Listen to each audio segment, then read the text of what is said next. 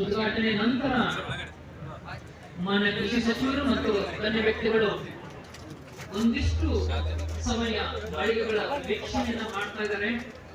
ಮಳಿಗೆ ವೀಕ್ಷಣೆ ಆದ ತಕ್ಷಣ ವೇದಿಕೆಗೆ ಬರ್ತಾ ಇದ್ದಾರೆ. ದಯವಿಟ್ಟು ಯಾರು ಕೂಡ ನೀವು ಈ ವೇದಿಕೆ ಮುಂಭಾಗದಿಂದ ಹೊರಡಬಾರ್ದು, ದಯವಿಟ್ಟು ಆಸೀನರಾಗಬೇಕು.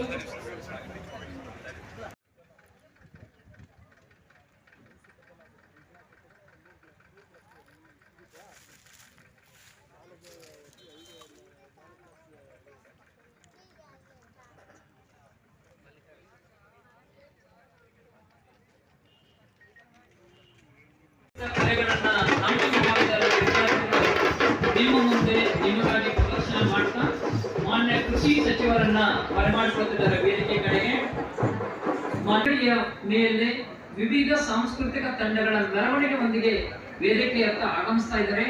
ನಾವೆಲ್ಲರೂ ಕೂಡ ಮಾನ್ಯ ಕೃಷಿ ಸಚಿವರಿಗೆ ಮತ್ತು ಎಲ್ಲ ಗಣ್ಯರಿಗೆ ಈ ಸಾಂಸ್ಕೃತಿಕ ಮೆರವಣಿಗೆಯ ಮುಖಾಂತರ ನಾವು ಅವರಿಗೆ ವೇದಿಕೆ ಹತ್ರ ಬರಮಾಡಿಕೊಳ್ತಾ ಇದ್ದೀವಿ.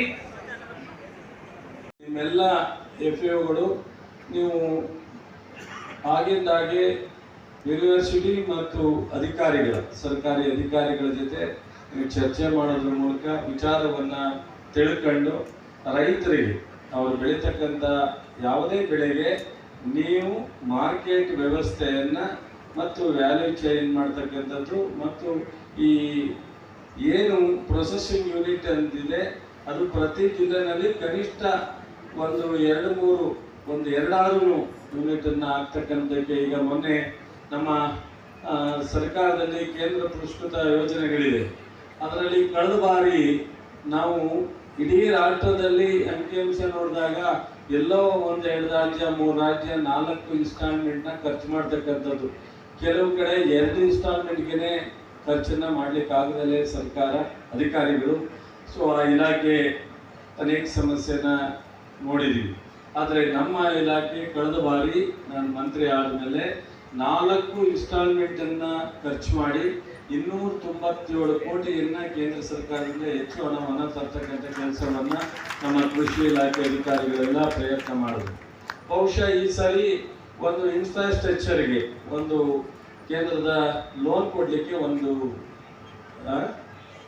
EIF ಅಂತ ಹೇಳಿ ಒಂದು ಅವಕಾಶ ಮಾಡಿದ್ದಾರೆ. ಅದು 3% 4% ಬಡ್ಡಿ ರಿಯಾಯಿತಿ ನಮ್ಮ 3% ಕೊಡ್ತೀವಿ. ಇದನ್ನು 5 ರಾಜ್ಯಗಳಲ್ಲಿ ಪರ್ಫಾರ್ಮೆನ್ಸ್ನ ನೋಡಿ ಉತ್ತಮವಾದಂಥ ಇಲಾಖೆಯ ಚಟುವಟಿಕೆಗಳನ್ನ ಗಮನಿಸಿ ಈ ಬಾರಿ ಮೊನ್ನೆ ಲೆಟರ್ ಬಂದಿದೆ ಕೇಂದ್ರ ಸರ್ಕಾರದಿಂದ 800 ಕೋಟಿ ನಮ್ಮ ರಾಜ್ಯಕ್ಕೆ ಹೆಚ್ಚು ಅನುದಾನವನ್ನು ಲೋನ್ ಕೊಡಲಿಕ್ಕೆ ಇನ್ಫ್ರಾಸ್ಟ್ರಕ್ಚರ್ಗೆ ಇವತ್ತು ಬಿಡುಗಡೆ ಆಗಿದೆ.